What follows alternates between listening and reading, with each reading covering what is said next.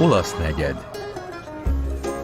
Come bella la vita quando mi fai l'amore. I dream of your kiss and drown in your eyes. Spring is the time of the year quando sono sempre felice, walking hand in hand. Ti amo, my love. Come bella la vita quando mi fai l'amore. I dream of your kiss, I'm lost in your eyes. A lifetime of magic you've shared with me, all of your heart. Signor Barberini! Cosettina! Edoardo! Gino!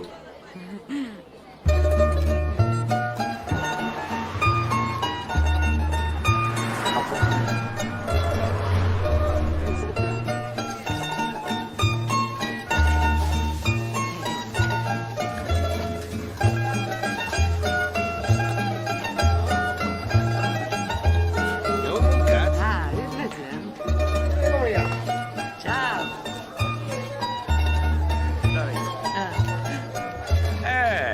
Ci si vede! Maria, Gino!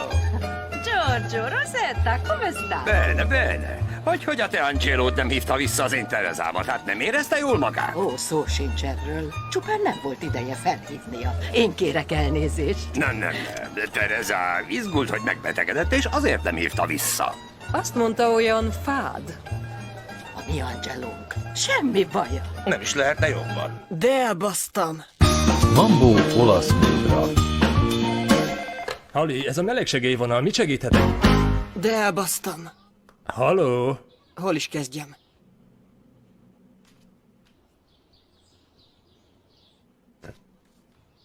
Halló? Hát, miért nem kezded az elején? Az eleje. Igen. Mikor is kezdődött? Aznap, amikor a szüleim eljöttek megnézni az új lakásom. Na, ne nyújj semmihez, amíg a zsaruk ide nem érnek. Persze, hogy azt higgyék, úgy érsz, Hogy ez miért pont velünk történt? Miért velünk? Nem. Ez így nem jó.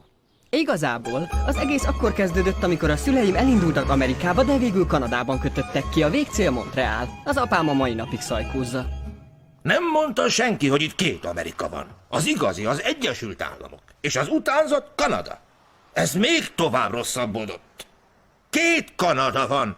Az igazi Ontario, és a másik Quebec. A szüleim hamar családalapításba kezdtek. Ám sikertelen próbálkozások sokasága után feladni kényszerültek.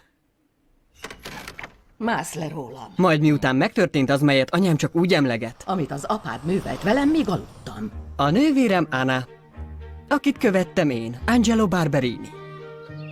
Békés, csendes környéken nőttem fel, ám a színfalak mögött. Nem mehettek a parkba. Elrabolnak titeket. Nem mehettek a strandra. Megfulladtok. Nem mehettek a hentes fiánál. Mert az ételük... Az ételük megöl.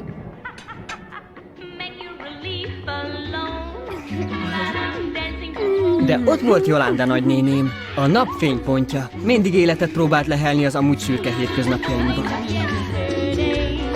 Kikapcsolnád végre ezt a muzsikát? Hogy ez mitől ilyen felhőtlen mindig? A nővérem sajátos módon egy finom desszerttel nyugtatta magát, a hűsítő jégszopókával. A mai napig tagadja, hogy ezek függőséget idéztek elő nála. A legjobb barátom Nino mindig valami rosszban sántikált.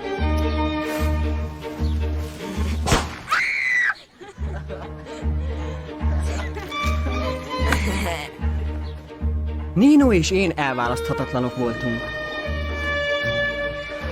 Szerettem iskolába járni. Egészen addig, amíg be nem kerültem a középiskolába. 1500 diák, 99%-uk olasz, és mind egy áldozatra várva. Amikor én megérkeztem, a vadászatuk véget ért.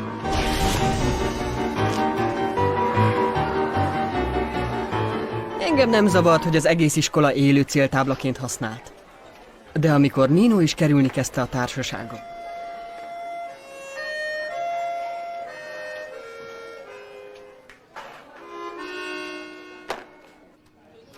Kizárólag hétvégenként állt szóba velem, szombatonként ugyanúgy játszadoztunk, mint azelőtt. Lassacskán azonban már ekkor is kerülni kezdte a házunkat. Azt hiszem, szégyelni kezdte az iskolai pletykákat. Ekkor vált a legjobb barátommá Jolanda nagynéném.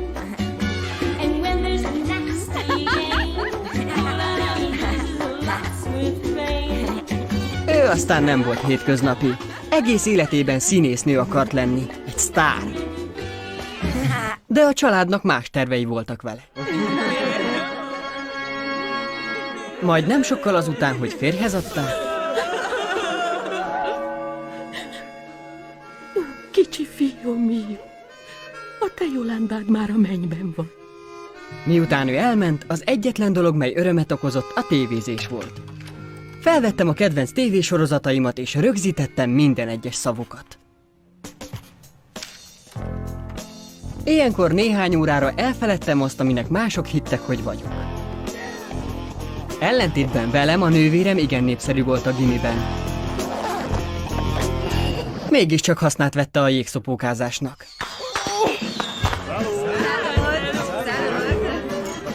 Valahogy túléltem a középiskolát, és ekkor úgy döntöttem, eljött az én időm.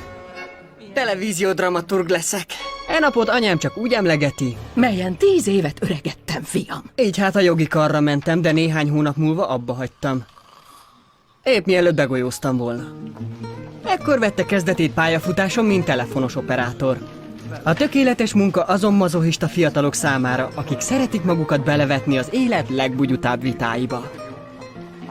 Nézze, teljes felelősséget vállalok, uram. Amikor azt mondta Párizs, tudnom kellett volna, hogy nem Franciaország. Persze, hogy tudnom kellett volna, ön Párizs, Ontárióba akart nyaralni. Mind franciául beszélt? Hát az borzasztó lehetett. Igen, uram, minden az én hibám. Meglep, hogy a brüsszeli átszállás nem tűnt fel önnek. Sejtettem, uram. Brüsszelt meg sokan mások összekeverik Minneapolisszal, uram. Utáltam a munkámat. Aha. Istennek hála, otthon nem unatkoztam. Anya, ez az első pohár. Már a második. Ha anyád azt mondta, második, hát az.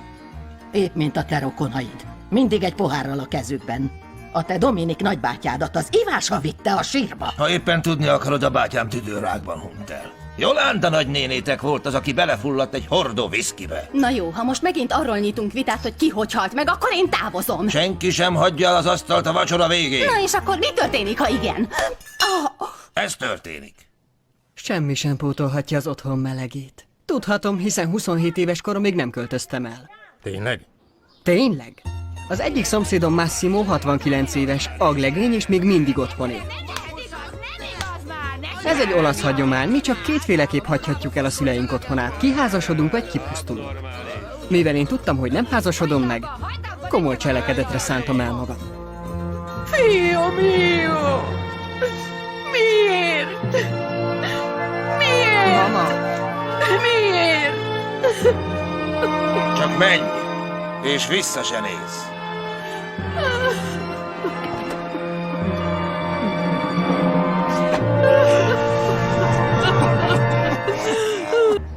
A szüleimet elhagyni könnyű volt, megnézetni velük az új lakást már nehezebb.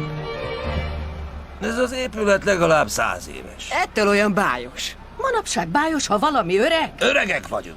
de bájosak nem. Na, ne nyújj semmihez, amíg a zsaruk ide nem érnek. Persze, hogy azt higgyék, Hogy ez úgy ész, miért mint pont egy velünk disznó. történt? Miért pont? Nem velünk, apa, velem! Én vagyok az, akit Nem kiraboltak. rablás! Ez egy az olaszok ellen irányuló terrortámadás! Még ma hazaköltözöl. Na hát, nem költözöm haza. Csak a saját felelősségükre. Ó, Istennek hála. Biztos úr, mondja el a fiamnak, hogy ez egy veszélyes környék. Hát, efféle város szerte megeshet. Paventi. Nino. Így van, hogy mint? Nino. Gino, ez Nino. Lina fia. Nino. Angelo, hát te csak emlékszel. Nos, hát épp ezért jöttem én. Kíváncsi voltam. Mézú is a haverommal. Épp kiraboltak. Nem sok változott a gimi óta. Majd azután, mint a régi szép időkben.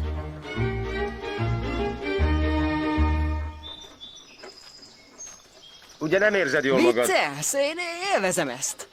Bármikor visszafordulhatunk. Tessék, ebből a fás erdőből. Én imádom a természetet.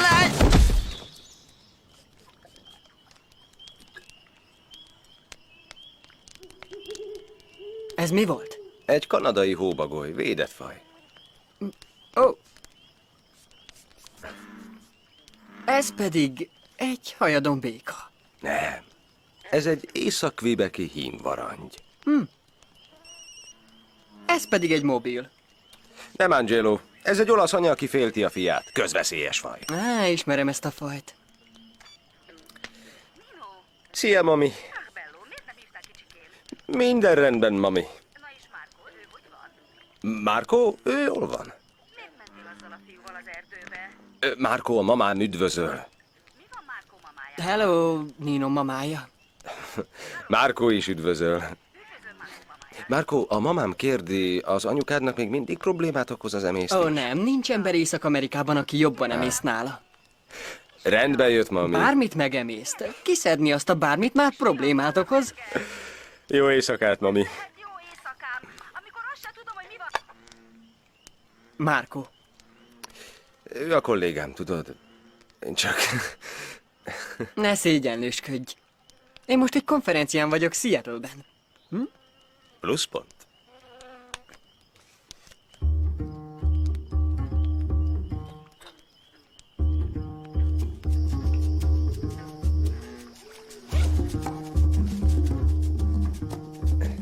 Mint a régi szép időkben. Ja, szombatonként együtt. Szóval hétfőn kerülni fogsz? Ja, én úgy szégyellem. Ez csak egy poén volt. Hé, figyelj, már régen szerettem volna megbeszélni. Csúnyán bántam veled. Felejtsd már el. Nagyon szemét voltam. Kérlek, bocsáss meg. Bocsánat, megadva. Ez így megy? Nos, nálam ez így.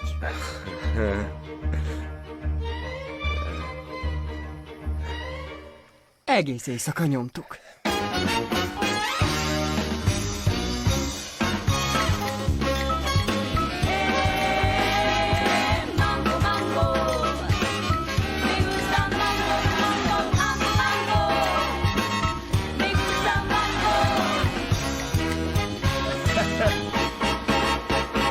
Lekéste a repülőt néhány órával. Mi a jelentősége? Ilyen sokat jelentett.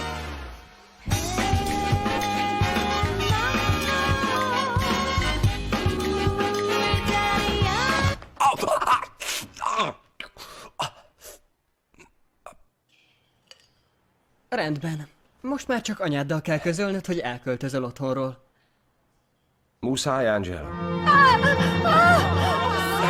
Mama, hetente meglátogatlak. Szavamra... Kész csoda, hogy Lina nem kapott agyvérzést. Mi abban a rossz, hogy az esküvőig otthon kell lakni? Apád és én is így tettünk, és nem altunk bele. Itt vagyunk?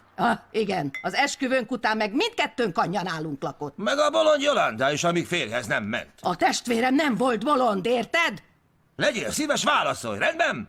Miért van az, hogy te inkább laksz Ninóval, mint velem, a mamáddal és a tesóddal? Miért? Legyél szíves, válaszolj.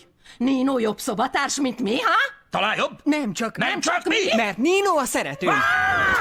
Bár csak ki tudtam volna mondani ezt hangosan. Nem tetted?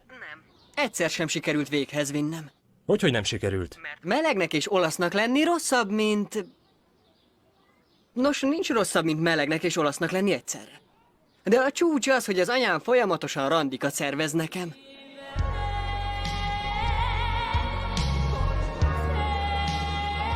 Én meg mint egy idióta el is megyek a randikra, utána meg hülyén érzem magam, mert nem hívom vissza őket.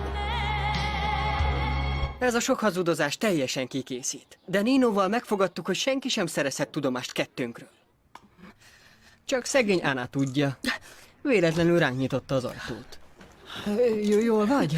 Már bevettem egy nyugtatót, köszi. Ez nem az, aminek hiszed. Hiszem? Én nem hiszek soha. Én úgy sajnálom. Sajnálsz? Mit sajnálsz? Én repdesek. Ti ketten egy pár. Hurrá! Hát egy kicsit kibuktam a tesomtól, tudod, pucéran. Fúj, mennem kell. Tehát, hogy csak most jöttél? Hogyan? Jé, hogy repül az idő, ha az ember sokkot kap? Micsoda gyönyörű pár! Hallottad ezt? Sokkot kapott. Hidd el, túléli. Igen. Na és én? Meg kell értened Ninót és az ő imázsát. Macsó zsaru? Ne, tisztelt zsaru. Uram, nyugodjon meg és mesélj el, mi történt. Értettem, kapitány. Taníthatnánk a mocsoknak egy kis etikát. A te anyád egy kurva. Nyugi, Senki se kurvázza le az A anyámat! faterod is mindig lekurvázza. Igen, de ő a faterom. Nino messze a legjobb dolog, ami valaha történt velem. Nem csak a szeretőm, de tisztel és támogat mindenben. Ő az első ember, aki nem nevetett ki, amikor azt mondtam, írni akarok.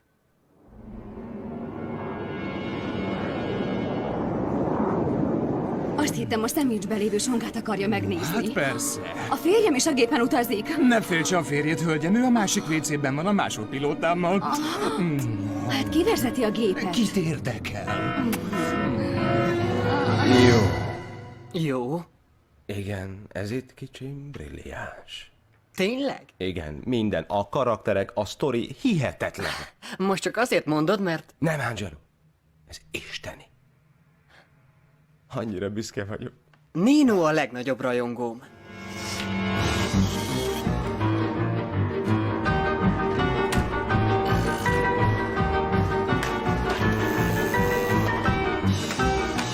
Az egyetlen rajongóm. Minek nyitod? Ünnepelünk. Ugyan mit? Hogy a szabad világban senki sem ad melót. Azt ünnepeljük, hogy te legalább befejeztél egy forgatókönyvet, és elküldted azoknak az idiótáknak. Lásd, Benino, pocsék vagyok. Még a stúdió recepciósa is azt tanácsolta, hogy hagyjam abba. Csak irigyelnek, mert jól írsz. Álmodni sem tudnék jobb társat. De nem bírom már a hazudozást. Ezzel mire célzol? Arra, hogy úgy érzem, minden nap elveszítek egy darabot önmagamból. Hisz bújdosva, titkolózva, egyszerűen nem élek teljes életet. Szóval...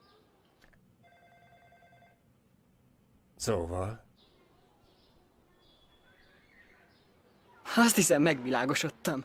Kristálytisztán látom, mit kell tennem. Nincs több kamurandia számomra.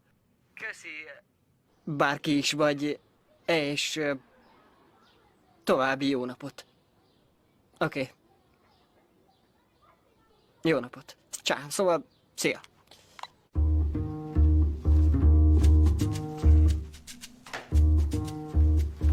Mondj csak, gondoltál már arra, milyen lenne kitálalni? Nem. Hisz tudod, nem vagyok vendéglátós. Te nem érzel ingert, hogy elmond valakinek? A tesód nem elégíti ki az ingered? Nekem igen. Ugye nem akarsz kitálalni? Á, dehogy. Habár szerintem a szüleim gyanakszanak. Mégis mire? Saját szobánk van. Állandóan csinos olasz lányokkal randizgatsz. Macsó srácok vagyunk, nem? Na.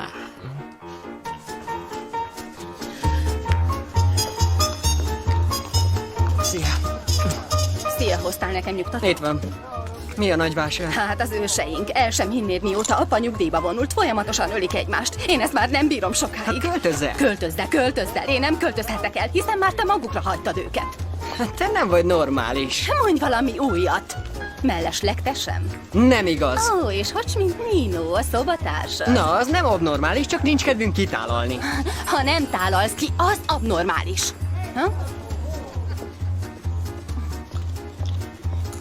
Ugye jól jön?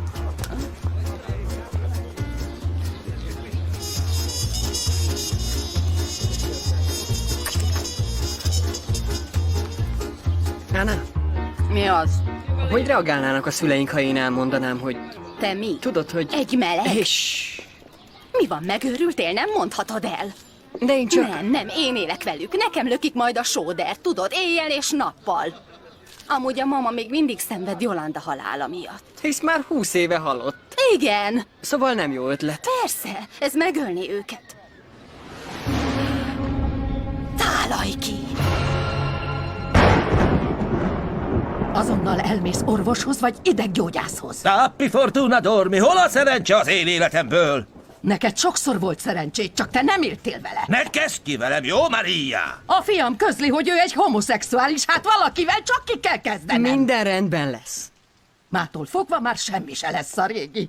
Most menj a szobádba! A szobám már egy téli kert. Mondtam, hogy ne kertészkedj a házban. Mind a te hibád! Mit mondasz? Mikor azt mondtam, játszol jéghokit, mit mondtál te? Hisz nem sportos.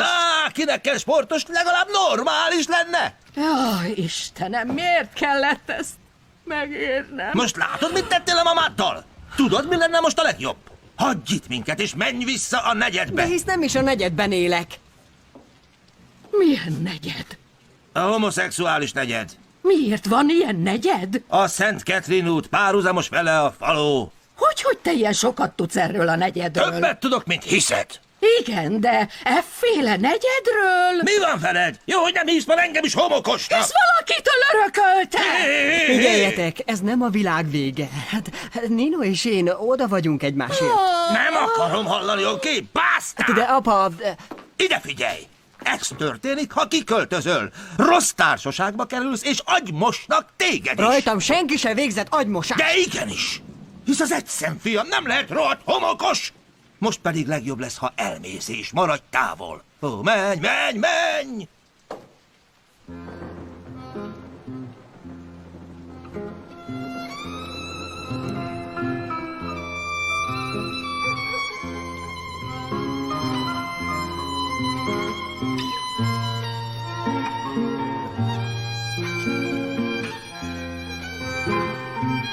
Miért nem mondatod be a híradóba? Nem gond. Ez nem vicces! Elnézést kérek. Azt hiszed, a szüleim kikürtölik, hogy a fiúk egy köcsög? A mamád megemlítheti az én mamám. Hidd el, nem fogja. Amúgy egész jól fogadták a hírt. Persze.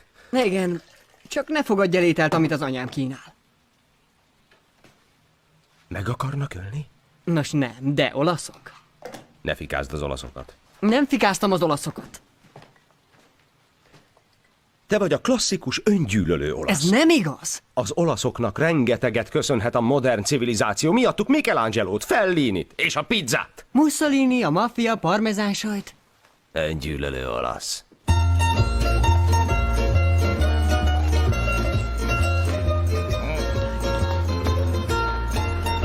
Hey, Rosetta. Maria, Gino, come state? Benissimo, oké. Hogy van, Angelo? Miféle kérdés ez?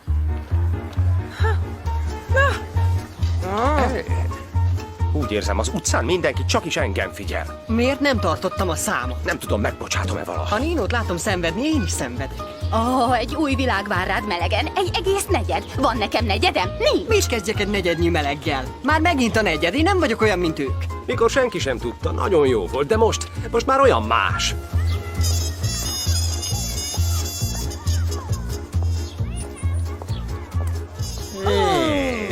Gino, még mindig olyan jóképű vagy. Hogy mint? Maria, mi lett veled? Talán nem alszol eleget? Mivel kívánhatlak? Már 18 éve özvegy vagyok, ami nekem kell, te nem adhatsz olyat, de próbálkozz. A kivételt teszünk. Mit szólsz hozzá? Kisegítjük őt? Jobban jársz az emlékeiddel. Szóval, Maria, mi a gond? Mi az, ami nem várhatott egyetlen egy napot sem? Mi van a fiainkkal?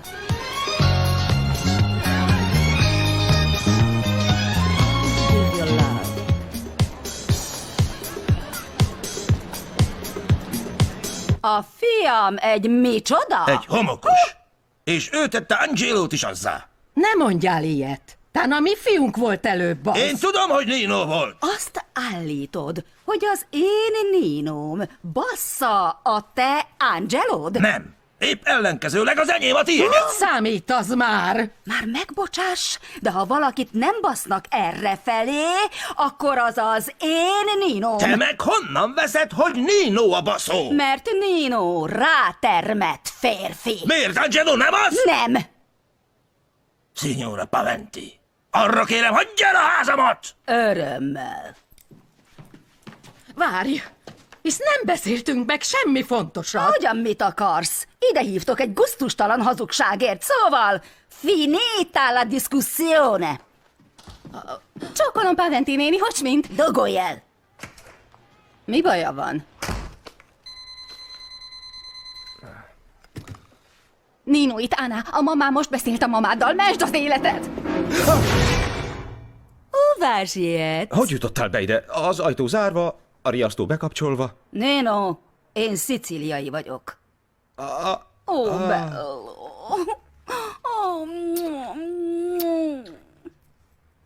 Szóval beszéltek? Szí, Akkor tudod. tudok mindent. Szóval megvetsz. Hogy mondhatsz pont te ilyet? Az egyetlen fiam vagy, imádlak. Mindent megbocsátok. Komoly? Hisz a te életed, ha le akarod húzni a klozeton, ki vagyok én, hogy meggátoljalak? Ha neked nem kell feleség, gyerekek, akik ellátnak öregkorodban, nem gond. Mama. Én úgy sajnálom. Ó, ne sajnálj te semmit sem. De ha te is akarod, elfelejthetjük ezt az egészet. Mi most összepakolunk és elhúzzuk a csíkot. Nino, otthon vár egy nagy tálkánellóné. Ha? Hogy döntesz? Gyere haza, Bello. Én itthon vagyok, mama. Angelóval Basta! Most elmegyek. Ha akarsz cannellónit, gyere velem. Ha gusztustalan testi bűnbeesést akarsz, akkor nekem ne sírj! No csak, a ház asszonya. Hogy van, signora Paventi? Ó, Nino, nézd ezt a gyönyörű arcot. Szép, ugye? Most gondolj a disznófejű anyjára, mert ez is épp úgy fog kinézni.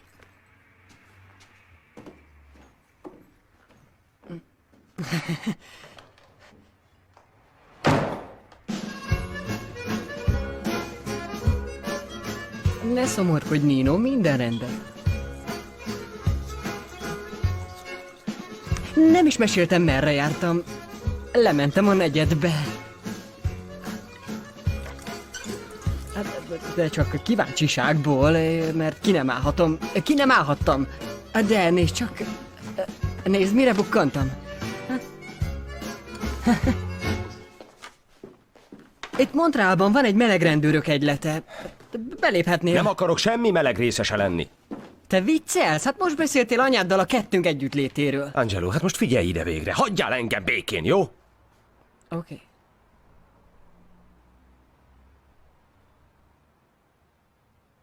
Nehéz napom volt. Most lefekszem. Chiama Berera ed era l'arena come si spanfia la luna piena. E notto mare fosse mattina di pescaturo de mergellina che ti combinano friccicarella, la tarantella, che ti combinano friccicarella, la tarantella, la tarantella. Mi van? Az életem, mintha horrorfilmek jeleneteiből lenne összerakva. És mióta a testvérem kitálalt, minden a feje tetejére állt. Mit gondol miért? Mert olaszok vagyunk. És elhinné nekem, hogy én vagyok a legnormálisabb a családban. Sajnálom, lejárt az időnk. Beszéljünk meg egy időpontot, rendben? Nos, ne vegye zokon, de nem jövök önhöz többé. Miért nem? Mert soha nem megyek kétszer ugyanhoz a pszichiáterhez. Soha, hölgyem? Soha. Hisz már túl sokat tudnának rólam, túlságosan szégyelném.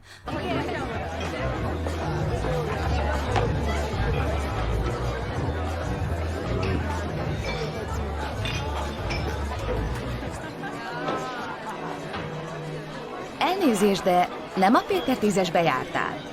De a Péter 10-esbe jártam. Dino. Nino? Mastronomo. Paventi.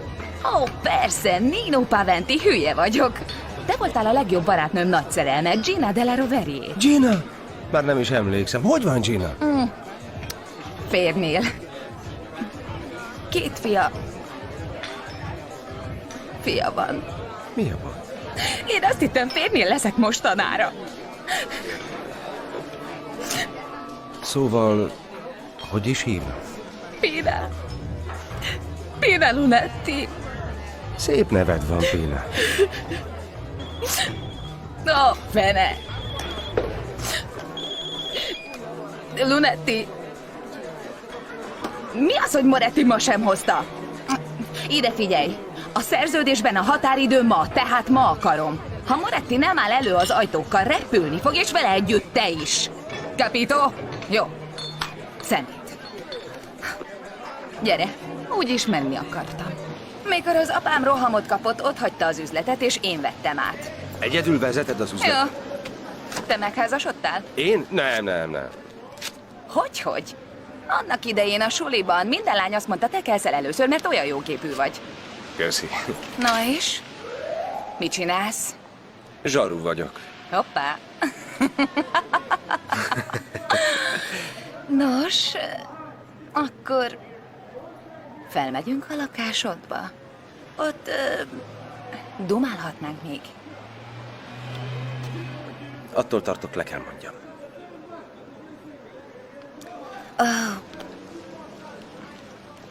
A telefonszámom a kártyán van. Csörög rám valamikor, oké? Oké.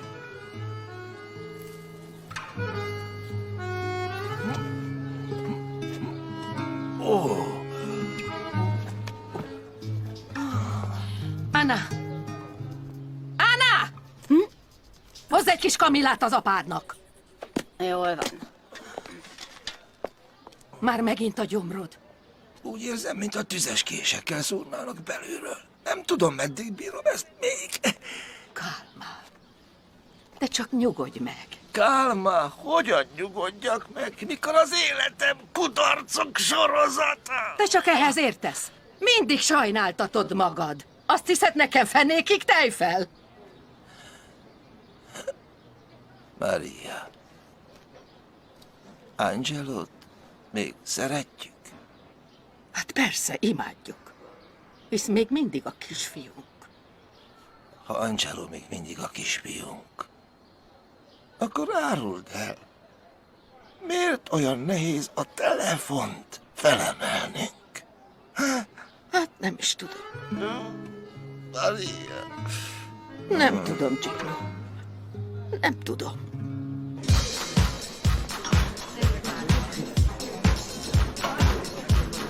Give your love.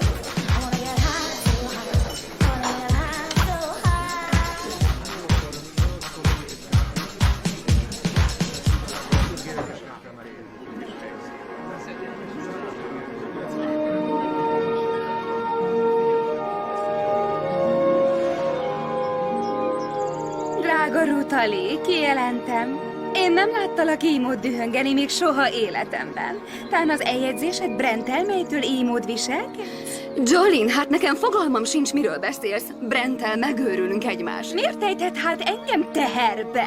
Ez a legaljasabb hazugság, amit hallottam. Most pedig kér tőlem elnézést. Tudom, a te mamád és az én mamám együtt jöttek az új hazába, de a szövegkönyved? Mit is mondjak, a legszarabb szar, amit valaha olvastam, és higgy nekem, én tudom, mi a szar, mert producerként eleget látok. De a polgárháború? Mi a lompos fasz tudsz te arról? Egy kibaszott rabszolgából reinkarnáltál? Vagy tán te voltál Abraham kibaszott Lincoln? Vagy tán valami kibaszott úribanya, aki a kerti asztalnál teázgat, és mindenkit fikáz? Nem, higgy nekem, fiam. Hagyd abba az írást, még van tinta a patronodban. Na szóval, hogy van a mamád? Jól. Jó.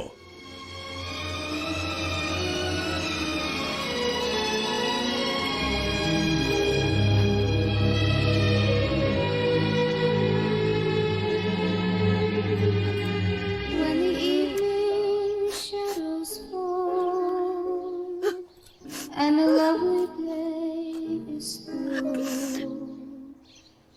And with longing I recall Léna?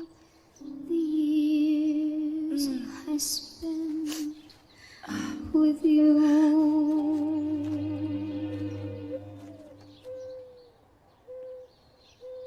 Olyan jó képű még mindig. Igen. Nos, beszéltél vele? Nem. És te? Még én sem. Figyelj, Mária, amin ők most átesnek, az csak egy fázis. Úgy hallottam, nagyon sok tinédzser átesik rajta. Hisz felnőtt férfiak. Későn érők. Gondoltam, kellene egy vacsorapartit rendezned. Te főzöl egy jót, én meg hozok egy csinos olasz kislányt. Minek? Angelónak. Mondd csak, Ánának van valaki? Nincs. Jó. Megfelel Ninónak, egyszer már bejött neki a testvér, hát ha bejön neki a nővér is. Ne haragudj, de ez őrültségnek hangzik. Nem haragszom. Szombathoz egy hétre, neked jó? Jó. Jó. Szombathoz egy hétre. Olyan boldog vagyok, hogy újra barátok vagyunk. Már meg akartam említeni. Mit? A srác, a szobatársad. Angelo? Ja, ismersz engem, én nem hiszek a pletykáknak, de egy haverom nővérének a kuzinja együtt dolgozik vele, és sztorik kezdenek keringeni. Mit mondanak? Azt, hogy ne érts félre, nekem semmi bajom azokkal az emberekkel. A marketingesekkel? Nem, tudod, melegek. Angelo nem meleg. És ha az volna is, nem a te dolgod. De igenis, az én dolgom. Veled lakik. Én meg a munkatársad vagyok. Ha elkezdenek buzizni téged, az rám ragad.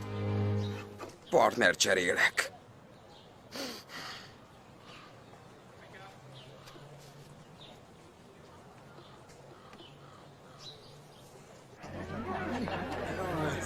Szia! Szia! Hát nem hittem volna, hogy felhívsz. Miért? Azért, mert olyan hülyén viselkedtem a múltkor, sírtam, mint egy dedós. Nem úgy nézel ki, mint egy dedós. We always have a choice.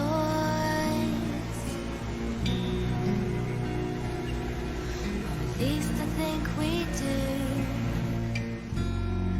We can always use our voice.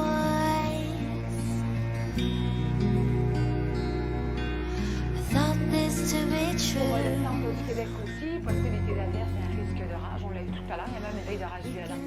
Nos?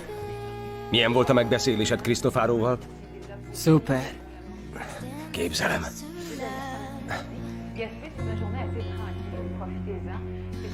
We can fall below.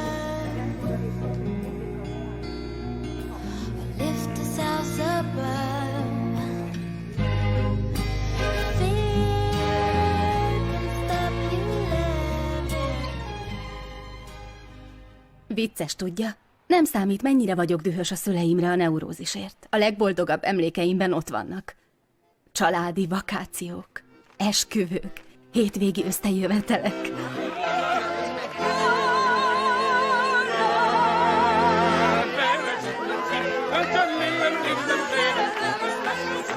Micsoda káosz. Milyen csodálatosan békés káosz. Azt hiszem, a probléma velünk olaszokkal az, hogy amikor az utcára lépünk, hátrahagyva a mi világunkat, nincs semmi békesség az igazi világi káoszban. Mikor az emberek kiabálnak, akkor azt igazából teszik. Miért oly szomorkás? Mert néhány napja volt egy vacsoraparti nálunk. Tel is tele káosszal. De most először nem volt békesség.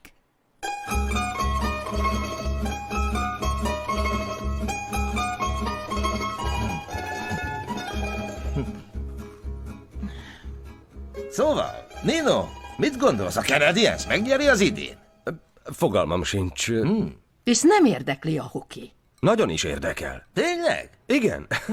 Nino hokizott az egyetemi évek alatt. Csak rajta múlott, hogy nem lett profi.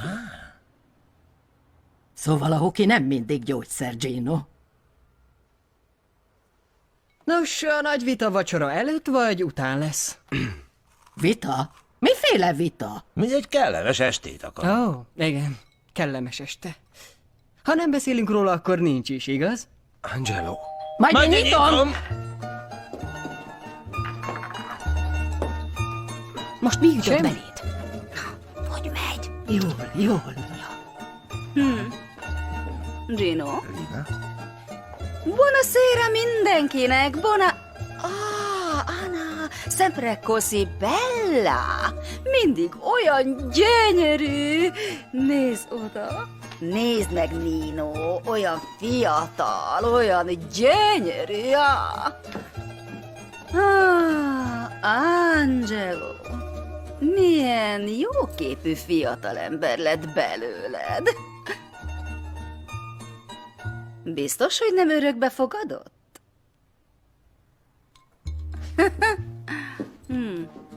Szóval, Mama. Nino, hát miért nem hívsz? Hogy tudod megállni, hogy felhívd a te drága mamádat? Mert félek tőled. Ó, te buta, bohóc. Hol a barátnőd? Parkolóhelyet keres. Jó.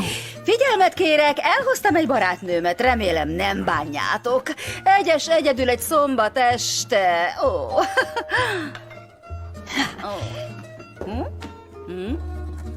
Gyere be, te drága! Buonasera. Buonasera. Figyeljetek, ő itt... Nino. Pina! Ti ismeritek egymást? Igen, Nino és én... Egy gimibe jártunk. Ó, a Péter 10. Itt van egész A közel. jó öreg Péter 10. Te is oda jártál? Sajnálatos, mi? Köszike. Na, ugyan nincs mit. Na, akkor tudnom kéne, ne mondd el. Angelo Barberini. A buzi? A már elfeledett múltam újra támad. Na és mekkorára nőtt a haja? Ez az a kedves fiatalember, akivel össze akartál hozni egy meleggel? Mi? Pina, drágám, én nem tudtam. A Péterben mind tudták. Mi folyik itt? Igen, mi folyik itt? Na, mit folyik, az egy kellemes este kezd. Hát én lelépek. Nem, te itt maradsz. Mindjárt kész a sült hús is. Igen. Gyere, Nino, lépjünk le. Várj egy percet, hová megy? Semmi között hozzá. Nino igenis a között. Nino, mit értő ez alatt? Kész a sült! Gyertek, mangiaro, gyere! Nino, mondd el, mit értek ez alatt. Ezt máskor beszéljük meg. Miért ne tennénk most? Ami az autóban történt, semmit sem jelentett. Pina. Mi történt az autóban? Az övében. A miénkben? Tiétekben. Tiéd, övé, kit érdekel? Mi történt abban az autóban? Szeretkeztünk.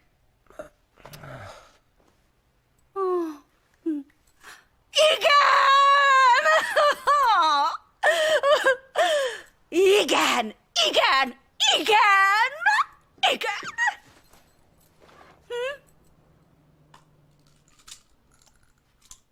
Ez egy rohadt hazugság. Ó, igen. Mondd el, Nino. Nino? Ezt csak magadnak köszönheted. Mi van? Igen. Te és a kitálalásod. Miről beszéltek? Ez csak egy fázis. Már megint ez a fázis, a fia meleg. Angelo! Nem akarom tovább csinálni. Oké. Ezt most már meg kell értened. Mit nem akarsz engem? Mindjárt feljön az ebédem. Nino, menjünk haza, oké? Nino, csak menjünk. Ne érj hozzá. Gyere, menjünk haza, minden rendben. Hagyjál! Nem akarom. Mi folyik itt? Istenem, a kurva életben mi folyik itt? Hagyd menni, Angelo. Elmenni, anya? Ez nem egy gyerek, aki nem akar velem játszani, ő a szerelmem. Basta! Nem akarom tovább csinálni, Angelo. Megértettél?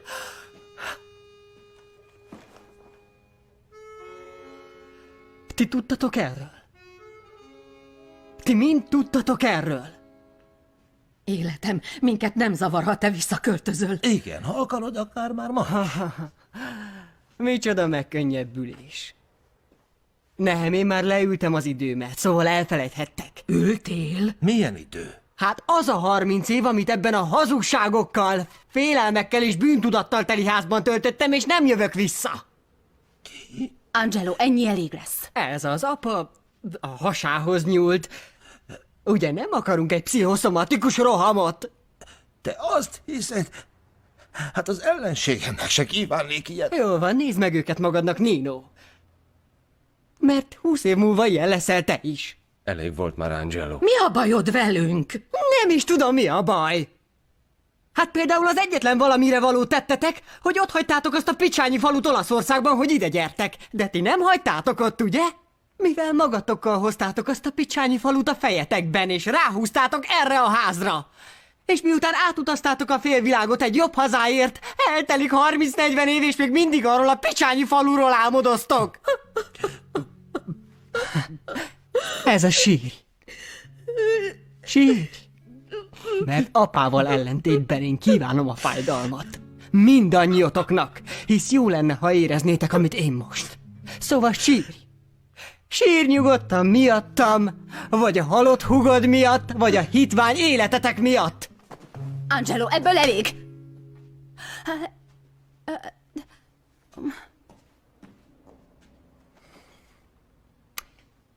És a tökéletes vég. A pofon. A vége ehhez a 4 felvonásos olasz drámához. Isten, ilyen éreztem magam, de most visszavonulok. Hát mindenkinek további jó életet kívánok a búrában. És ha valaki keresne, én kint leszek a való világban. Ó, egy dolgot még muszáj tudnom. Au! Isten irgalmaz. Igazi.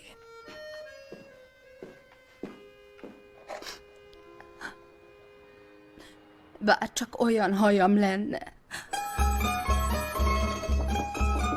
Nino! Pina telefonált! Nino, már vagy 1000-szer hívott. Mikor fogod visszahívni? Mondd ki én ezt a Joyce-it, én szpontom. Dögös, de ha kell, tud finom hölgy is lenni. Mégis hol találsz manapság uri hölgyeket? Jól öltözött, és tudja kezelni a rázos hétköznapi ügyeket. Állati okos, kés, zseni a csaj. Tudod, mit mondott nekem a múlt héten?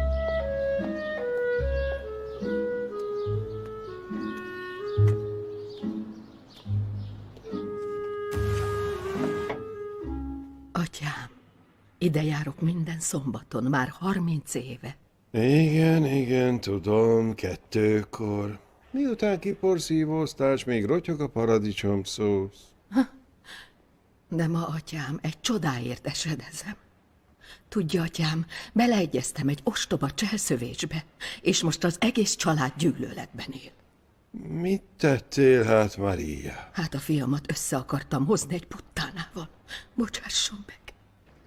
Isten megbocsát. Nem tudom, képes leszek-e megbocsátani a fiamnak azért, amit mondott. De azt kívánom, gyógyuljon meg. Szükségem van erre a csodára, ezért cserébe megbocsátok. Tán halálos beteg? Nem, halálosan meleg. Drága Nino, ez az egyetlen módja, hogy kommunikáljak veled. Ezért kérlek, szépen kérlek, olvasd el részletesen, mielőtt kizársz az elmédből. Mielőtt örökre kizársz.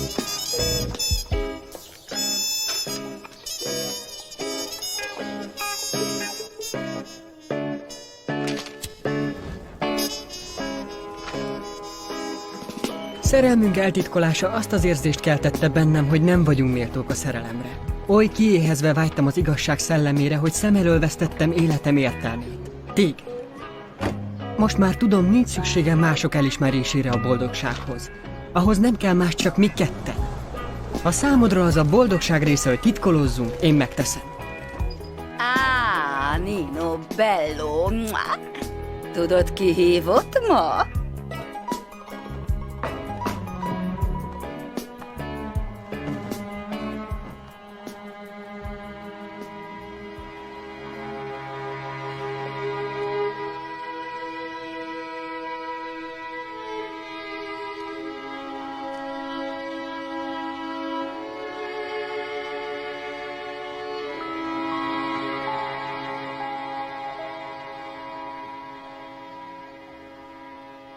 Megteszek bármit értünk és a szerelmünkért. Ha te nem vagy, én sem vagyok. Mikor elhagytál, minden az értelmét veszítette. Szeretlek, Nino, és arra még gondolni sem tudok, hogy te nem vagy nekem. Szerető Angelód.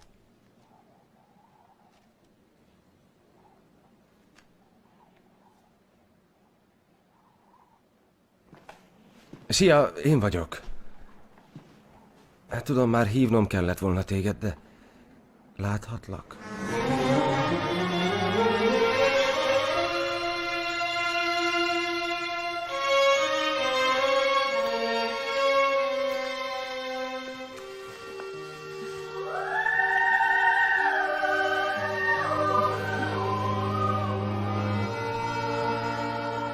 Return to me.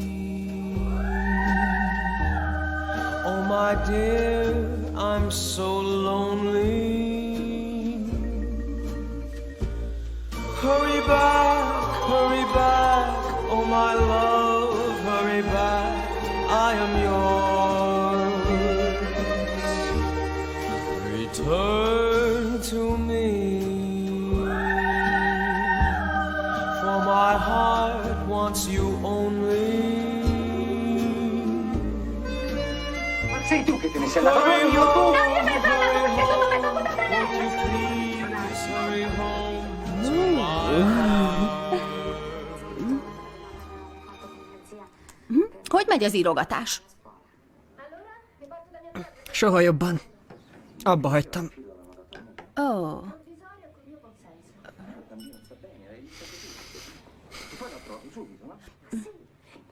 Hogy vagy, Angelo? Jó. Ne, Angelo, komolyan, mit érzel itt belül? Mi a fene van veled? Semmi, miért? A nővéred már nem is segíthet neked? Mióta segítkezünk családon belül? Na jó, ma bulizunk.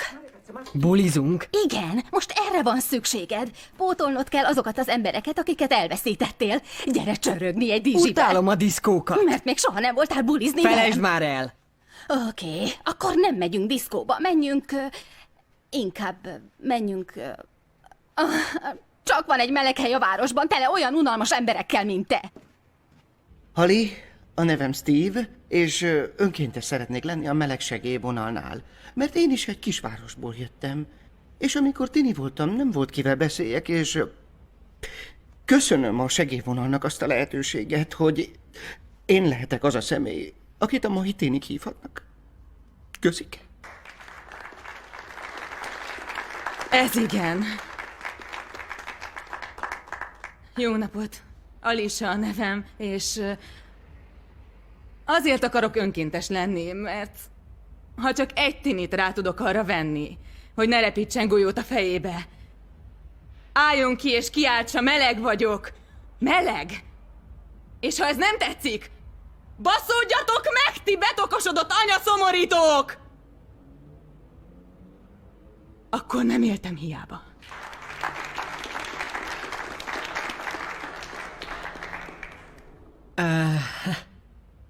Sziasztok! Angelo vagyok, és... olasz. És miért akarok önkéntes lenni? Jó kérdés, lássuk csak.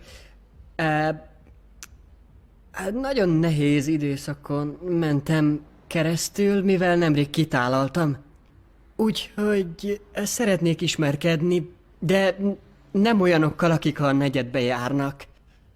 Amikor ide telefonáltam, egy nagyon kedves emberrel beszéltem, úgyhogy gondoltam, itt sok meleg barátra lelhetek. Amennyiben nem elpuhultak, azoktól irtózom.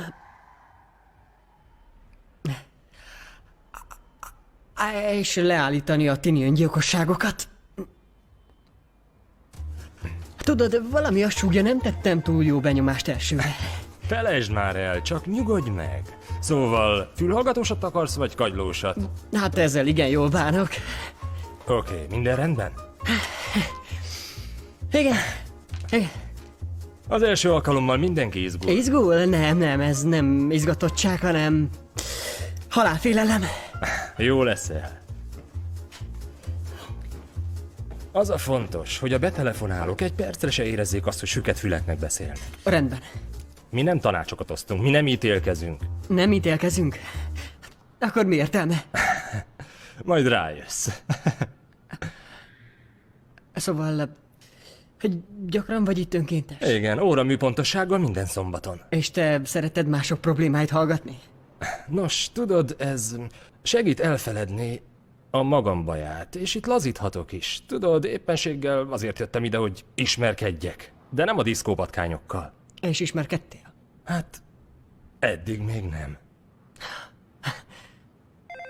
Felkészültél? Nem. De igen, hajrá! Halló, melegsegélyvonal, miben segíthetek? A szüleim megölnek, ha elmondom, hogy meleg vagyok. De ez így nem mehet tovább. Nem kell elmondanod. De ebbe belehalok. Akkor mondd el. De akkor megölnének. Hát akkor mitől tartasz, hisz így is úgy is meghalsz, nem? Halló? Halló? Azt hiszem, a humort nem fogom erőltetni. Csak figyelj a szavaikra, és érezd át. Érezzem át. Ha valaki azt mondja, szörnyű napom volt ma, akkor te visszakérdezel tele együttérzéssel. Tényleg szörnyű napod volt? Érted már? Igen. Melegsegélyvonal, miben segíthetek? Rossz döntés volt az illegális hormontabletta. Rossz döntés volt az illegális hormontabletta, ha? Depresszióba estem. Depresszióba estél, ha? Nem akarom már az átoperálás sem, és most itt vagyok kis cicikkel, mély hanggal, és nem áll föl. Most itt vagy kis cicikkel, mély hanggal, és nem áll... És nem áll fel, ha? Aberrált lettem. Nos, igen! Vagyis... aberrált lettél, ha? Min nevetsz? Semmin!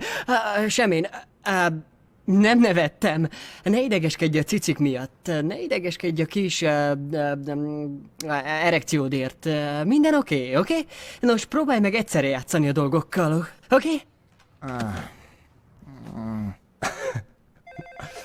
Én alkalmatlan vagyok.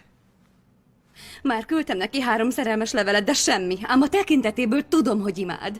Már küldtél 3 szerelmes levelet. Figyelj, én ezt nagyon sajnálom, nem segíthetek, oké?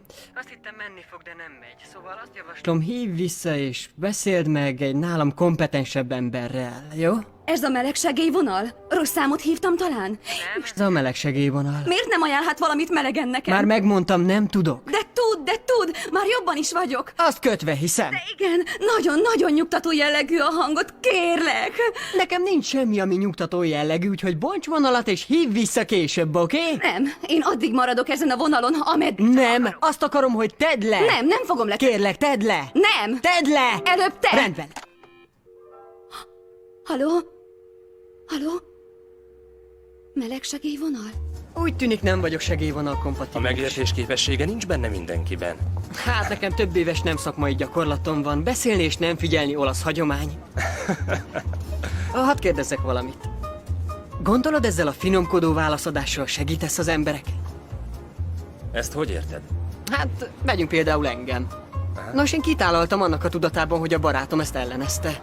Most ilyeneket akarok hallani? A barátod elhagyott, ha? Nem. Azt kell hallanom. Legközelebb gondold meg 2-szer is, mielőtt rábaszol. Angelo, ha nem tudsz önmagadnak megbocsátani, akkor mit várjanak mások? Hát... Most mennem kell. Hé, várj, nem akarsz beülni valahová egy sörre? Miért? Hogy leckét adhassak neked a feltétel nélküli megbocsátásból. Meg akarsz téríteni? Esetleg. Menthetetlen vagyok. Tudom, hogy az vagy, de azért én szívesen megpróbálnám. Megpróbálnád? Nos, ez a legjobb ajánlat, amit hosszú ideje kaptam, de a sok nem hallgatásba elfáradtam, most inkább hazamegyek. Értem.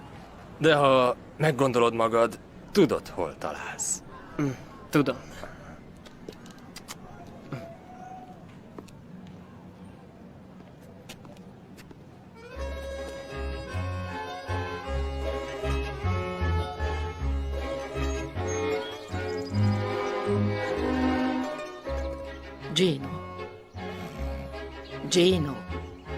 Gino! Nem is aludtam. Muszáj minden alkalommal megbántanod a húgomat? Mit érdekli őt? Hisz már halott. Ne légy pongyola!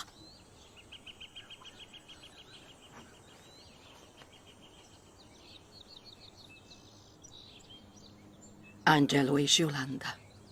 Oly egyformák. Hogy érted ezt? Ő is mindig más akart lenni. De mi úgy féltettük mindentől. Féltünk, ha követi az álmát és színésznővé válik, tragikus véget ért volna. Hol kötött ki 33 évesen? Mekkora hibát követtünk el? Nyugtatókkal tömtük, ahelyett, hogy hagytuk volna szárnyalni. Aztán egy nap repült egyenesen a folyóba. Micsoda módja annak, hogy kicsesszen velünk? Maria, hiszen az baleset volt. Nem, az nem volt baleset, Gino, nem volt az. Most pedig rá kell jönnöm, hogy azokat a hibákat, amelyeket a húgom ellen követtem el, megismétlem a fiammal is. Mindez az én hibám, Gino. Nem, a te egyedüli hibád az, hogy még mindig boldoggá teszel.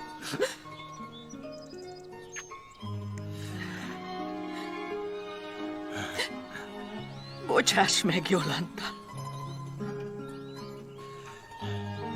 Jolanda, vigyázz magadra. Akkor menjünk, jó? Induljunk. Édes jó Istenem. Igen, elnézést kérek. Tudom, hogy a feleséges kót, de ön nem azt mondta Glasgow, ön folyamatosan új Glasgow-t mondott, az pedig Montrealtól északra van, ezért béreltem egy buszt. Nem akarok kötekedőnek tűnni, de nincs új Glasgow Skóciában. Nem, nincs szükségük újra, hiszen ott van nekik a régi. Nos, voltaképpen ez igen egyszerű. Tudja, sok évvel ezelőtt az emberek, a glasgowiak ott hagyták Glasgow-t, és idejöttek Kanadába. Majd itt felépítettek egy új Glasgow-t, és elnevezték új Glasgow-nak, mert új volt. Nos, figyelembe véve a tudomány feltételezett állításait, egy nap képesek leszünk a teret görbíteni, és új Glasgow betakarja majd a régit, lehetetlenné téve azt a szokásunkat, miszerint térben és időben is utazzunk a két hely között. De addig a napig higgy el nekem, a két város nem ugyanaz. Említettem már, hogy új Glasgowban vízi vidámpark is épült? Azok jók?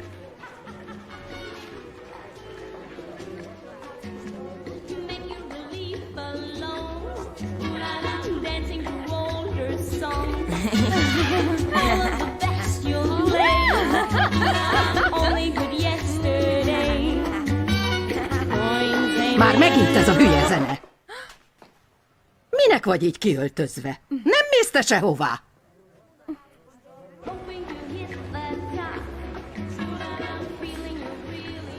Figyelj, Johnny, én a médiában akarok dolgozni. Adj bármilyen melót. Vazzeg, hát még lotyó tisztításra sem vehetlek fel. Vagy 1000 embert kellett kirúgnom tegnap. Rosszul áll a szénám. Az utolsó produkcióm simán megbukott. Az utcán végezhetem, kibaszott kukásként. Mi van veled? Te már nem irkálsz? Nem. Sajnálattal hallom. De figyelj, ha bármiféle ötletet támad tévésorozatra, hát hívjál fel engem. Csak ne firkálj nekem a kibaszott polgárháborúról. Miért nem írsz olyanról, amihez értesz is? Fiatal vagy, írja fiatalokról. Tudod, bombázok, kis csinik, popsik, cicik, meg minden. Ezt szeretik a csatornákon, a fiatalost. Hogy van a mamád? Jól. Jó. Diszkráciátá! Az a Lina szégyenletes! Mi lett? Ezt hallgass, Gino. La signora Lina Paventi megtisztelve érzi magát, hogy meghívhatja önöket Nino fia esküvőjére. Folytassam? Nino megházasodik? Pinával. La puttana. Na és ezt nézd. Mellékelt egy kézzel írt üzenetet. Drága Mária és Gino, sajnálom mindazt, ami történt. Vegyétek-e meghívást békém jeléül. Szent Gáborhoz imádkozom, hogy eljöjjetek. Csók, Lina. Mi a bajod ezzel? A sorok között kell olvasnod, amit ezzel valójában mond. Drága Maria és Gino, sajnálom, hogy a fiatok még mindig homoszexuális. Kérlek, vegyétek-e meghívást bizonyítéként, hogy az enyém már nem az. Szent Gáborhoz imádkozom, hogy eljöjjetek és ragyogni lássatok. Csók, Lina! Diszkráciáta! Engedd, hadd tépjem darabokra! Ne! Visszaküldöm! Express ajánlva! Vaffanculo! Csók, Maria és Gino! De nem küldünk ajándékot. Nincs ajándék! Ma sei matto! Muszáj ajándékot vennünk! Higgyék azt, hogy smucigok vagyunk! Na hát azt már nem! Kiállítok egy csekket $200, és aztán nem megyünk el! Miről beszélsz? Nem lehet nem elmennünk! Mindenkinek elmondanák, hogy mi irigykedünk! Irigykedünk? Ugyan mire? Megyünk! De nem veszek új öltönyt! Úgy akarsz kinézni, mint egy csöves? Holnap megyünk és bevásárolunk. A legszebb öltöny, a legdrágább ruha, és a legnagyobb ajándék, majd mi megmutatjuk. Igen, ott leszünk. De rosszul fogjuk magunkat érezni. Az óránkat nézzük és ásítozunk. Hisz nem érezhetjük magunkat rosszul, mert azt mondaná, keserű a szőlő. Hajnalig vigadunk, attól bepipil. Ha hajnalig táncolunk, azt gondolnám, mi csak színészkedünk. Akkor mi baj? Maria, ez lefáraszt engem. Biztos vagy ebben, Pina? Persze, az ember nem járhat rosszul a Cannellonival. Nem erről beszélek, te és Nino. Feleségül mész egy biszexhez. Nino nem biszexuális. Jézus, atya úristen, miért nem tartottam a számat? Én Ninohoz megyek. Valamikor szerette Angelo, de most belém szerelmes, oké? Oké. És tudod, mit jelent ez? Olyan szexi vagyok, hogy megtérítettem. Én megtérítek bárkit, érted? Adj egy órát és egy meleg negyedet, és nem lesz meleg negyed többé. Capito? Szóval válthatunk témát? Persze. De ha egyszer arra kér, hogy csatolj fel egy műbroki, hagyd abba. hívj fel, szép nagy a kollekció. Hagyd abba.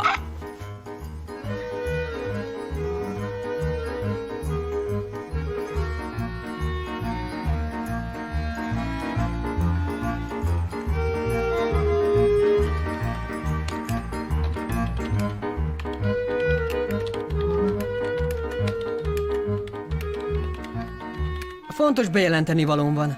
Már megint? Ott hagyom a munkahelyem, író leszek. Író? Ó, ez szuper. Kiolvastál, amit te írsz? Az csak maradjon hobbi. Hol abban a biztos jövő? Hol abban a Te nyugdíjpénztár? csak ne hallgass rájuk, Angelo. Figyelj! Én ezt akarom tenni az életemmel, de tudjátok mit? Nagyon sikeres leszek. Tehettünk mi valaha is azt az életben, amit akartunk? Soha. Utálja valaki is úgy a munkáját, mint én a munkámat? Senki. Mégis minden nap elmegyek a munkába, és dolgozom, és nézd meg engem! És mit tudsz felmutatni? Biztos jövőt? Meg a nyugdíjpénztárt.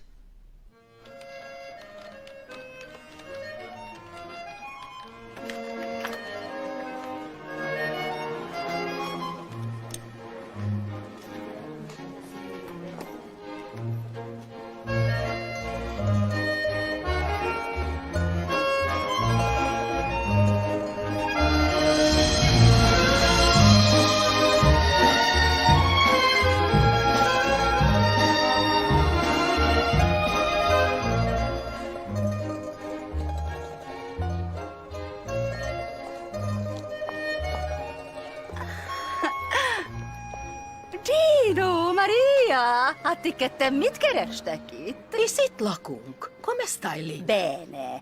Már megkaptam a leveleteket, ó Maria, nem is tudod, milyen boldog vagyok, hogy ott leszek az esküvőn. Ó Maria, meglátod majd Pina ruháját. Amikor először megláttam benne, sírtam, mint egy kisbaba. Épp úgy néz ki benne, mint a Madonna. Örülne a Madonna, ha tudhatná. Megemlíteném azt, hogy mennyire sajnálom, ami aznap este a házatokban történt. Nincs miért sajnálkoznod. Ó, ahogy Angelo szólt hozzátok, udvariatlan. Ideges lehetett. Igen, ideges lehet. De már egyedül van, mint egy kivert kutya, és megérdemli. Ki mondta, hogy egyedül van? Igen, ki mondta? Miért? Már beszéltek vele? Én azt hittem, hogy... Hinni mindig a templomban Csak kell. is a templomban? Hát hazaköltözött. Hát miért tenne ő ilyet, hisz felnőtt? Aki felnőtt, elköltözik. Hát a ti dolgotok. Én csak remélem, hogy talál magának egy takaros olasz kislányt. Hát nem fog találni egy takaros olasz kislányt, hisz meleg. Sőt, az én fiam szinte forró. Igen, és különben is van új pasija. Egy gyönyörű férfi. Ő és Angelo imádják. Bár én szeretném úgy a feleségemet. Hát...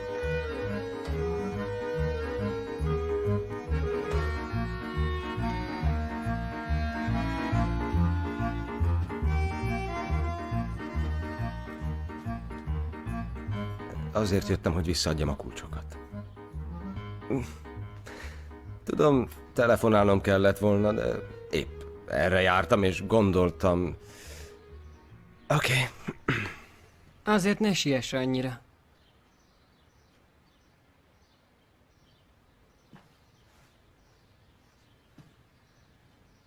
Hogy mint Angelo? Szerinted? Figyelj, ami történt, így a legszerencsésebb. Igen. Igen, ez a házasság, ez tök jó dolog. Nino, te meg mit zagyvász itt össze?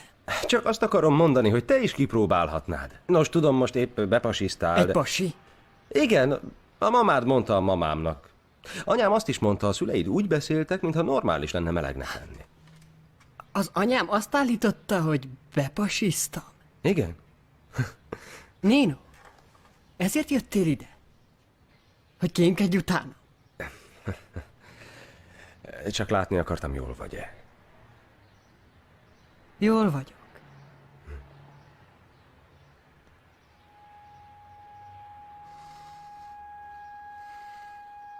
Nem állt szándékomban.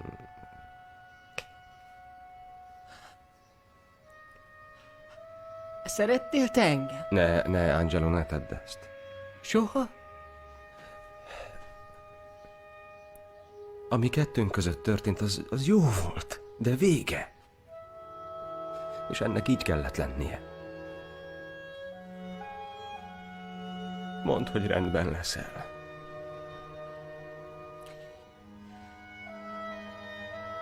Hát te rendben leszel.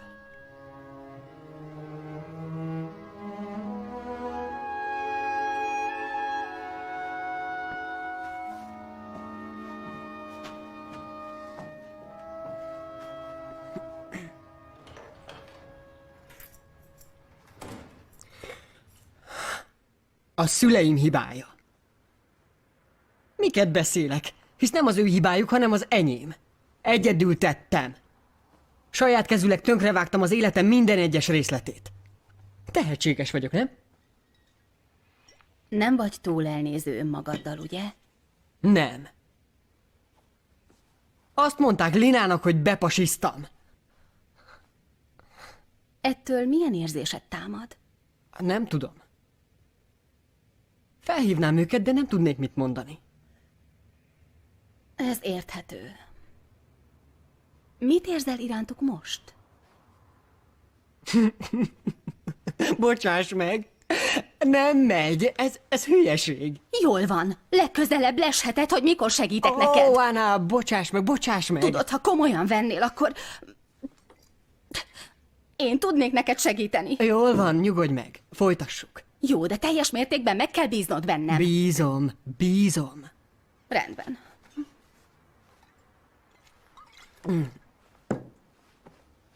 Jó. Lássunk neki.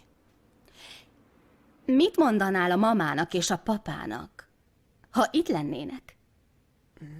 Nem tudom. Gondold végig. Hisz már végig gondoltam. Gondolkodj még. Hisz már megtettem, gondolkodtam. Te nem is gondolod igazán végig. Honnan tudod te azt, hogy én nem gondoltam igazán végig? Állj! Felejtsd el! Amennyiben azt hiszed, hogy rájössz a válaszra magadtól is, hát tessék, sok szerencsét! Azt mondanám, hogy nem akarok nekik fájdalmat okozni.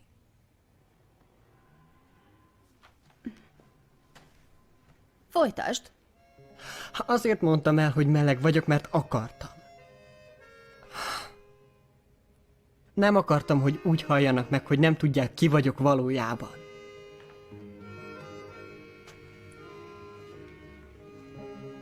Megérdemlik az igazságot. Nem csak körvonalakban vagy, mint egy illúziót, hanem az igazi énem. Hát jól elszúrtam.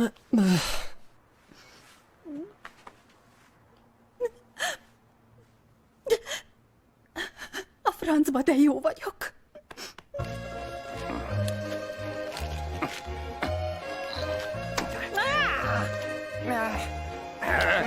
Oh, hey! Hey!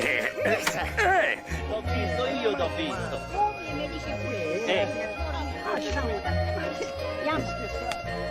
Pardonami, padre, mert vétkeztem. Pardonami, padre, mert vétkeztem.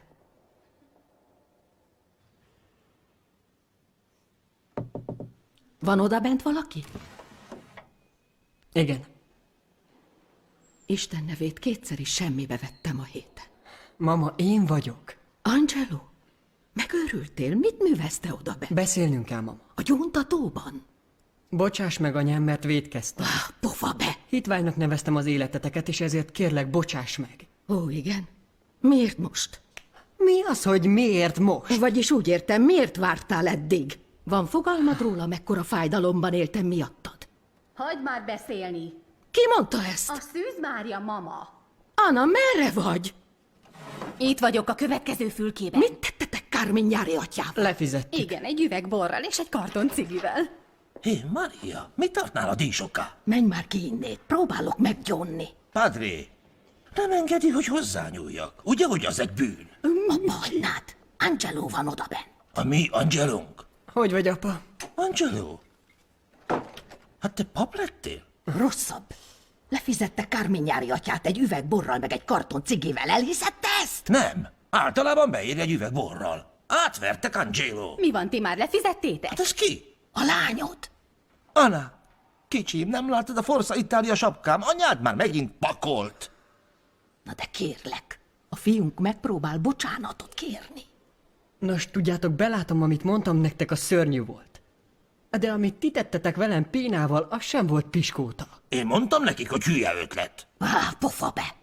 Tudom, hogy nem vagyunk tökéletesek, de volt, hogy jól cselekedtünk. Igen, volt. Na és nem vagyunk hitványok, capito? Hé, azért már bocsánatot kértem. Nos, higgy nekem, még nem végeztél. Na és mi lesz azzal, amit ti tettetek velem? Gyere el vacsorára, amennyiben képes vagy abba a börtönbe belépni. Kérlek, bocsáss meg azt is. Rendben, de hogy fogunk kimenni innét? Ha meglát minket bárki is, beszélni fognak. Már biztos beszélnek, ugye, mama, a te meleg fiadról? Kérlek, Angelo, a húgom halála óta beszélnek. Jól van. Én a mondó vagyok, menjünk egyszerre. A fejünk fenn az ég felé. Lássa csak az egész környék. Na, rendben? 1, 2, 3.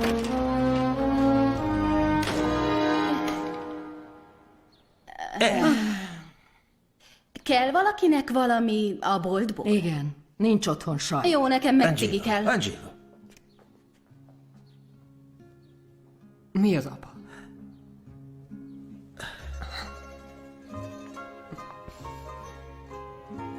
Hé, főnök!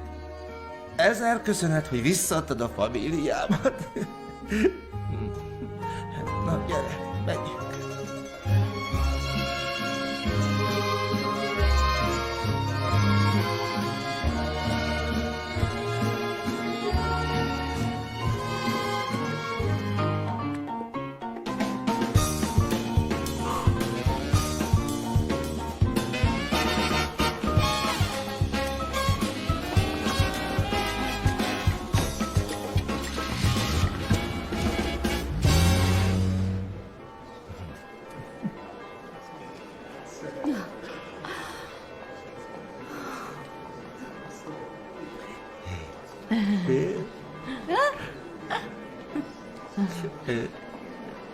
Diszkáciátta? Gino is a tudszájról olvasni. Akkor van Isten.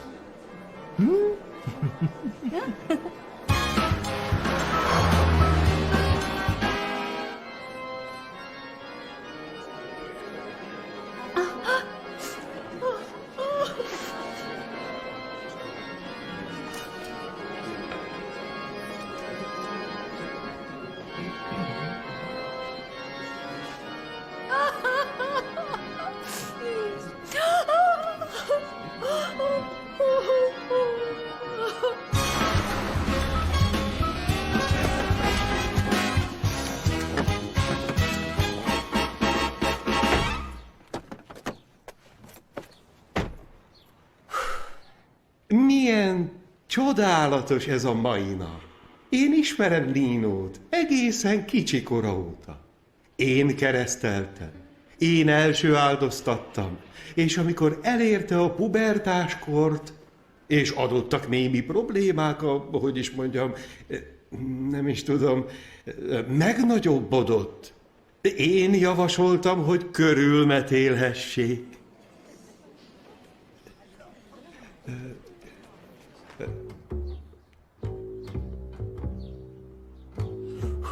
Amennyiben az itt ülők között bárki tud olyan okot, amiért a két fiatal nem kellhet egymásba, szólaljon meg most, vagy mindörökre hallgass. Hol kezdjem el?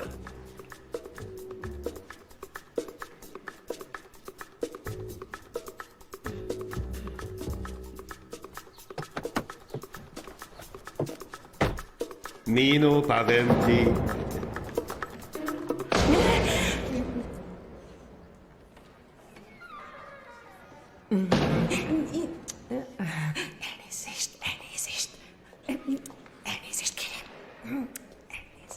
Tudom, hogy ez nehéz a számodra, de mindent el kell... értem. Csak az érdekelne, hogy még mindig meg akarsz-e téríteni. Természetesen. Jó. Halló? Ott vagy? Halló? Az életem most már pszichohorror film is. A tesóm írt egy szövegkönyvet, melyet a családunk ihletett. Engem a következő kép ábrázolt. Egy bogyószedő asszonygyerek, aki folyamatos önsajnálatban él. Ha még egyszer arról kezdünk el vitatkozni, hogy Angelo miért költözött el, én fölállok az asztaltól. Senki sem áll föl, míg a vacsora véget nem Ki ér. vagy te, hogy megmond neki, mikor állhat fel az asztaltól? Igen, ki vagy te? Hé, az apád ki lenne? Ezt hol tanult meg így visszafeleselni? Hol tanult meg? Szerintem tőled! Szerintem tőled? Igen, tőled! Ez nagyon-nagyon fincsi, mama. Mondja csak, mi inspirálta önt, hogy az olasz közösségről írjon tévésorozatot? Nem is tudom, a görög közösség? Ez a kölyök. Megmondtam, nem? Ez kölyök egy zseni. Bizton állíthatom, hogy a családom inspirált. Amikor kicsi voltam, volt egy nagynéném. Ő nagyon sokat segített nekem. A végsőkig bíztatott engem, mindenkit arra bíztatott, hogy táncolják a mambót, ám a többség maradt a tarantellánál. Bárcsak itt lehetne. Az ő és a családom tiszteletére írtam. Ez a kis anya mindig megfog. A családja tiszteletére. Na ne, mintha kéne a tisztelet. A tesóm tévhitben él. Olasznak és melegnek lenni egyszerre nem kívánnám az ellenségeimnek sem.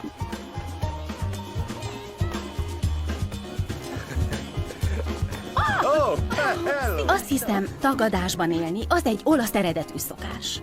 Hogy vagytok? Mekkora már a... Szörnyű anya lesz belőle. Hogy mondhatok ilyet? Boldogok, na és? Engem ez egyáltalán nem érint. Csak azért, mert nekem nincs egy ilyen csodás férjem, mint Nino. Nino a hős zsaru. Nino a tökéletes fiú és férj. Nino a tökéletes túratárs.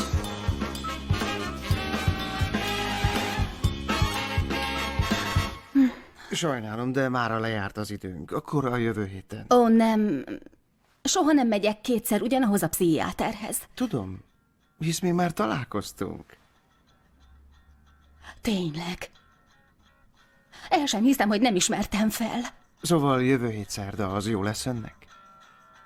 Jó, jövő hét szerdán. De az lesz az utolsó alkalom, hogy engem lát. At first I was afraid, I was petrified. I kept thinking I could never live without you by my side. But then I spent so many nights just thinking how you'd done me wrong. I grew strong. I learned how to get along, and so you're back from outer space. Hogy ez a makasságos. Hová jut ez a világ? Legalább lehetett volna Angelóban annyi tisztelet, hogy egy olasz fiút talál magának. Igen.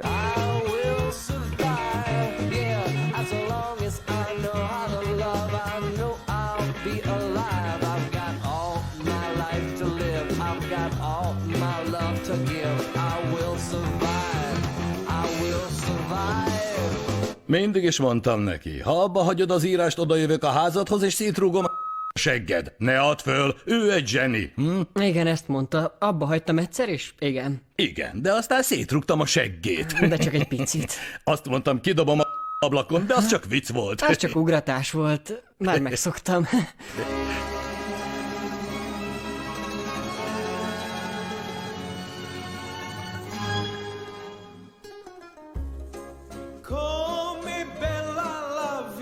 Magyar hangok. Molnár Levente, Szabó Éva, Bácskai János, Széles Tamás, Kisvirág, András Fati, Németh Kriszta, Megyeri János, Besenyei Emma, Lázár Sándor, Vég Ferenc, Tóth Zoltán, Talmács Márta. Magyar szöveg Csapkai Zsolt. Hangmérnök Beke Tamás. Vágó Büncs Attila. Gyártásvezető Molnár Melinda. Rendezőasszisztens Bauer Eszter. Szinkronrendező Földi Tamás. A szinkron a Budapest Film megbízásából az Aktív Kommunikációs Kft. Műtermében készült 2004-ben. Forgalmazza a Budapest Film. dream of your kiss, I'm lost in your eyes. A lifetime of magic you've shared with me, all of your heart.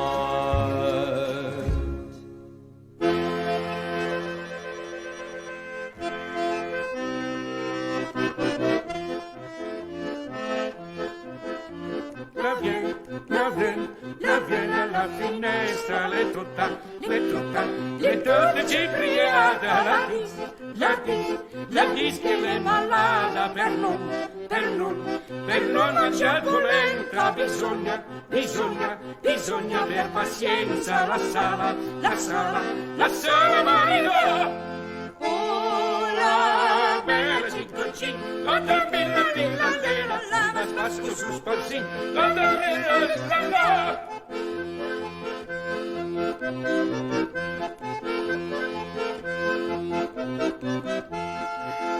15 anni facevo l'amore, da che levanto un passo, delizia del mio cuore. A 16 anni ho preso marito, da che levanto un passo, delizia del mio cuore. A 17 mi sono spartita, da che levanto un passo, delizia del mio cuore.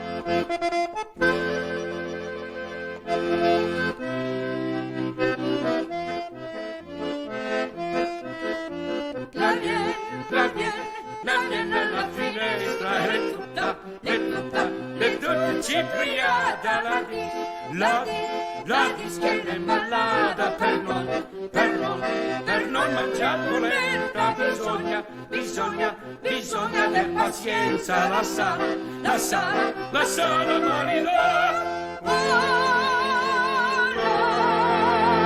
Bella ciccocin, la milla lilla lera, la spasco su spassi, la